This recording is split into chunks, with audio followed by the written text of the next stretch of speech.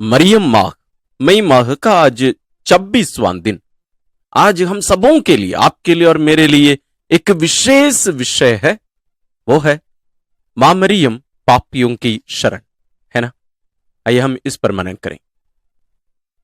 पुराने विधान के गणना ग्रंथ के अध्याय 35 पद संख्या 11 से 15 में लिखा है, ऐसे नगर को चुन लो जो तुम्हारे लिए शरण नगर हो सके।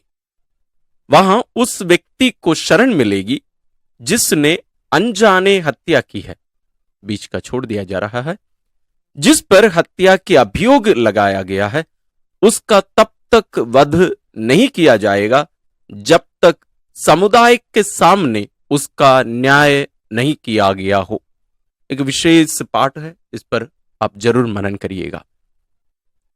यहूदियों की अपेक्षा हम अधिक भाग्यवान हैं, क्योंकि मां मरियम स्वयं हमारी शरण और बल है, जो हमारे आध्यात्मिक एवं लौकिक भय से हमारी रक्षा करती है। मनुष्य कितना ही पापी क्यों ना हो, जैसे आप और मैं, यदि वह या हम मां मरियम की शरण में जाएंगे तो उसे किसी भी प्रकार का भय नहीं रहेगा। किसी भी गंभीर समस्या का सामना उसे करना पड़े, अर्थात बुरा कार्य, विचार, अन्याय, शोषण, पापों के दंड का भय या कष्ट उसे परेशान करें, परंतु यदि वह अपनी प्रिय माता की शरण लेगा तो माता याचक की सहायता अवश्य करेगी। हमारी माता की प्रबल इच्छा है कि हम आध्यात्मिक एवं सांसारिक शत्रुओं से सदैव सुरक्षित रहें। अतः वह सब कष्टों से हमारी रक्षा करती है, वो किसी भी प्रकार की क्यों ना हो जाए। मां मरियम ने निष्कलंक जन्म लिया, ईश्वर ने वो वरदान दिए, निष्कलंक जीवन जी तथा निष्कलंक ही स्वर्ग में आरोहित कर ली गई। इसलिए वह चाहती है कि हम उनकी संतान भी निष्पाप, निर्मल एवं धार्मिक जीवन जिएं तथा मृत्यु के बाद उनके साथ स्वर्ग में अनंत सुख प्राप्त करें। हम सब चाहते हैं कि मां मरियम का प्यार हम पर सदा बना रहे। अतः हमें भी चाहिए कि ईश्वर की आज्ञा अनुसार अपने पड़ोसियों के साथ प्रेम पूर्वक व्यवहार करें, जैसे मां मरियम किया करती थी। उनके साथ भ्रातृ प्रेम की भावना बनाए रखें और उन्हें अपने समान प्यार करें। मानव जाति में किसी भी व्यक्ति ने निष्कलंक जन्म नहीं लिया सिवाय प्रभु यीशु और मां मरियम के। गलती या अपराध करना तो मानव स्वभाव है, परंतु अपराधों की क्षमा करना ईश्वरीय गुण है, ईश्वरीय वरदान है। हम अपनी दैनिक प्रार्थना द्वारा परमपिता ईश्वर से प्रार्थना करते हैं, हमारे अपराध हमें क्षमा कर, जैसे हम भी अपने अपराधियों को क्षमा करते हैं। लूकस अध्याय 11 पद संख्या 4। ऐसी प्रार्थना के उपरांत भी यदि हम अपने अपराधियों को क्षमा नहीं करेंगे तो हमारा स्वर्गीय पिता भी हमारे अपराध क्षमा नहीं करेंगे। फलस्वरूप इसका दंड अवश्य भुगतना पड़ेगा। इसलिए हम क्षमा करना सीखें। अपनी माता मरियम के आदर्श को हम अवश्य अपनाएं, अपने पड़ोसियों के प्रति प्रेम रखें तथा ईश्वर की आज्ञाओं का पालन करते हुए एक आदर्श जीवन जीने का प्रयास करें। मां मरियम प्रसन्न होगी तथा सदैव हमारी सहायता करती रहेगी।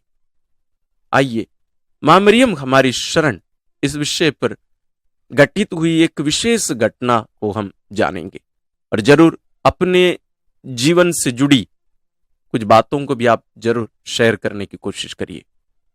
5वीं शताब्दी में मिस्र देश के किसी शहर में एक युवती रहती थी। 12 वर्ष की आयु पूर्ण करते ही वह पाप में जीवन व्यतीत करने लगी उसने अपने माता पिता को भी त्याग दिया। उसे ना ईश्वर का भय था, ना किसी मनुष्य का। इस प्रकार उसने 17 वर्ष व्यतीत कर दिए। लोगों को पाप के जाल में फंसाने के उद्देश्य से वह यहूदिया पहुंच गई, जहां उसने लोगों को पाप के सागर में डुबाने की सफल प्रयास किया।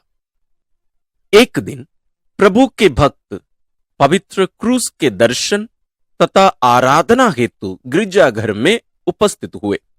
वह युवती भी लोगों को पाप के जाल में फंसाने के उद्देश्य से वहां पहुंच गई, परंतु वह गिरजाघर में प्रवेश ना कर सकी। एक अदृश्य शक्ति उससे बाहर रोके हुए थी। उसने बारंबार गिरजाघर में प्रवेश करने का प्रयत्न किया, परंतु सब व्यर्थ हुआ। उसे बहुत आश्चर्य हुआ। उसे अपने अतीत की याद आई। वह अपने असंख्य पापों के कारण अत्यंत विचलित हो उठी। गिरजाघर के द्वार पर मां मरियम की तस्वीर लगी हुई थी। उस युवती की दृष्टि तस्वीर पर पड़ी। उसका हृदय प्रायश्चित से भर गया। उसने मां मरियम से सहायता के लिए प्रार्थना की। उसने पश्चाताप किया, तब ही वह गिरजाघर में प्रवेश कर सकी। पवित्र युक्रिस्त के रूप में उपस्थित प्रभु यीशु के समक्ष रोते हुए उसने अपने जीवन के समस्त पापों के लिए पश्चाताप और प्रायश्चित किया, पाप स्वीकार की, मेल मिलाप संस्कार में भाग लिया तथा पवित्र युक्रिस्तीय बलिदान में सहभागी होकर पवित्र कम्युनियन ग्रहण किया। उसी दिन अखंड प्रायश्चित करने के उद्देश्य से वह यर्दन नदी के पार दूर निर्जन प्रदेश में चली गई। वहां 48 वर्षों तक प्रायश्चित करते हुए, प्रार्थना में समय व्यतीत करते हुए अंत में परलोक सिधार गई। हमारे अभ्यास के लिए परीक्षा के समय मां मरियम की शरण में आए तथा उनकी सहायता हेतु प्रार्थना करें। आइए हम प्रार्थना करें। हे करुणामयी माता, हम पर दया दृष्टि कर तथा हमारे पापों की क्षमा हेतु प्रार्थना कर। तू ही हमारी शरण, सहारा और बल है। हमें पाप और पाप के अवसरों से सुरक्षित रख। हमें कृपा दिला कि हम अन्य लोगों को भी पाप और सभी बुराइयों से बचाने का प्रयास करें, उनके अपराधों को क्षमा करें तथा उनके हित में प्रार्थना करें। इस प्रकार एक आदर्श जीवन जीते हुए परमपिता ईश्वर के पवित्र नाम की महिमा और स्तुति होती रहे। आमीन।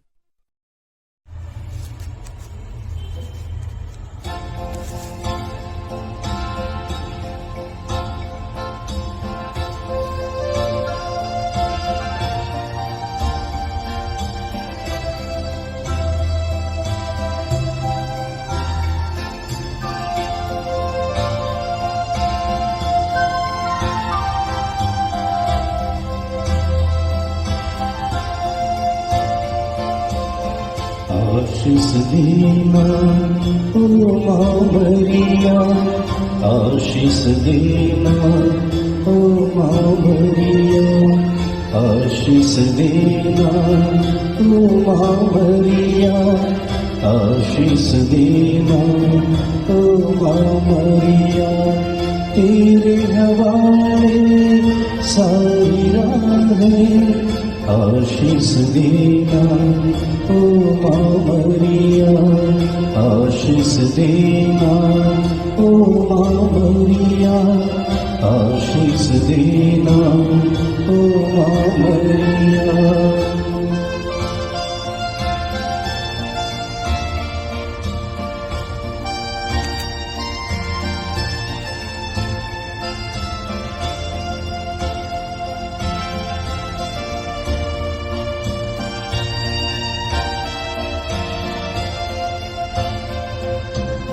रखना ध्यान निज बच्चों पर आस हमारी, तब चरणों पर रखना ध्यान माँ।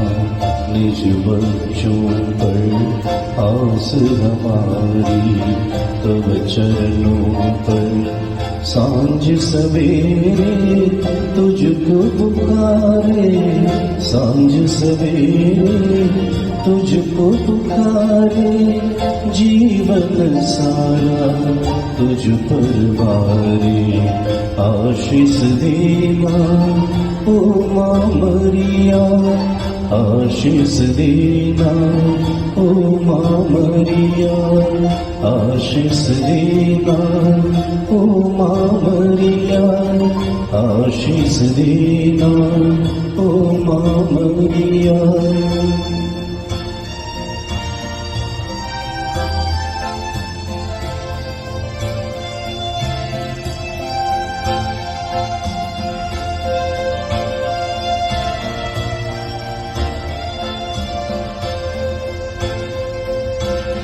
सुख है तेरा सबका दाता, जीवन देता विश्व विधाता।